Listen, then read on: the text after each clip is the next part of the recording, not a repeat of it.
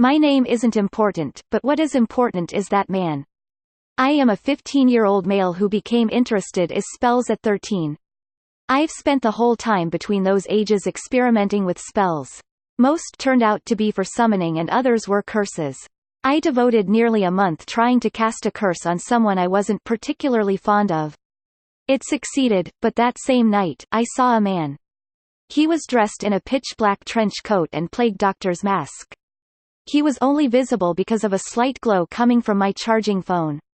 He didn't say a word, just stood and stared. I tried to ignore him by going to sleep, but the feeling of being watched became stronger. I woke to see him nearly a foot away from my face, breathing heavily. He then stood up and walked through the wall he was facing. That was my only encounter with him until about a month later. I was looking in the mirror after taking a shower.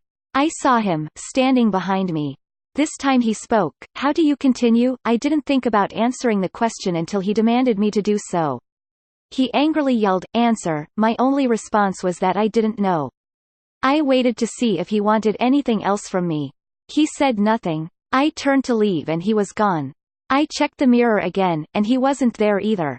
Since then I've perpetually felt like I was being watched. I've seen him on street corners, other seats in school and restaurants, and in the mirror as well.